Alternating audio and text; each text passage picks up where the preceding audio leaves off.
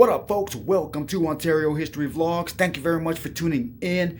Today, I'll be talking about a historic hotel that was in operation from 1910 to 1962.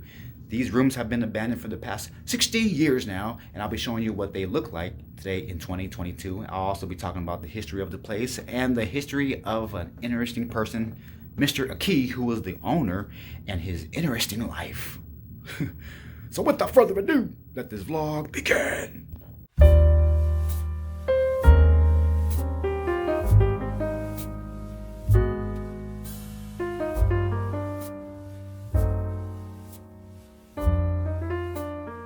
The year was 1909, and the city of Ontario needed a new surge of life desperately. So local businessmen decided to get together in an attempt to revive the town, and one of those businessmen was D. Howard Aki, who was a janitor here in Ontario in 1900, but by 1903 had become a plumber and had built two houses near Euclid Avenue and E Street. In 1907, Mr. Aki opened up his plumbing shop that was located here before the hotel was built, and next door to Dr. Gregory's office and the home restaurant, which later became the Yangtze Restaurant. 2 years later, in December 1909, Mr. Aki felt that the best way to bring people to the city was by building a hotel, and that's exactly what he did. It was a fireproof 50-room hotel that consisted of 60 pieces of modern plumbing. He called it Commercial Hotel. Attached to it was the home restaurant.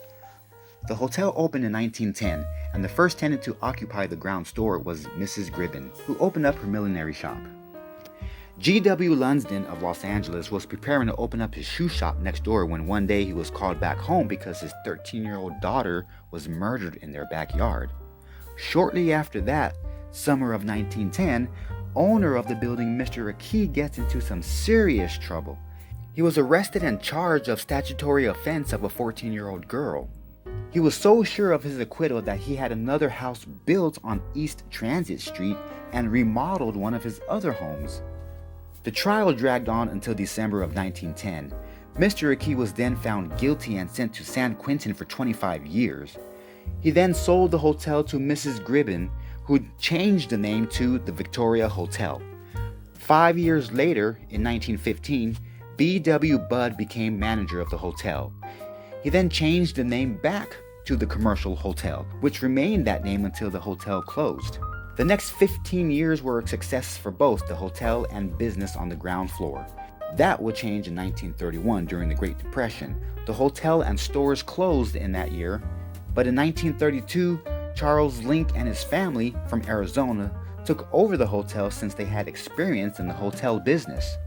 It was 3 weeks before the first customer arrived and paid all that he had to stay a night, which was only 35 cents. The hotel rooms was 50 cents a night or $1 with bath. Surprisingly, the hotel did very well during the Great Depression and during World War II. Now fast forward to 1962, Mr. Link sold the hotel. However, at this point, the hotel was already 50 years old and could not be brought up to fire standards, and it would cost a fortune to do so. So the hotel closed. Today, these rooms have been abandoned now for 62 years. A lot of the original features still exist. Okay, so let's talk about the obvious. I'm sure you all noticed the posters on the wall and the somewhat decently staged furniture. This is the works of a cook that worked at Yangtze and was secretly living in this hotel. The Yangtze management allowed for him to stay here for quite some time before the city found out and kicked him out. I would assume around 2003, would you say? Now, some of you may be wondering why this building is still abandoned after so many years.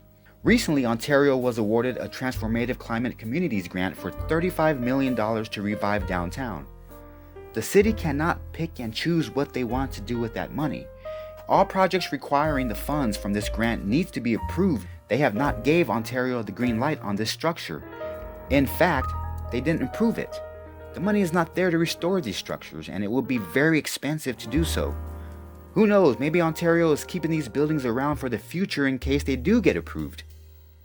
Things are just now starting to change in downtown, so I think it's just a matter of time before we find out exactly what's going to be happening to these structures, but until then, it's still all up in the air.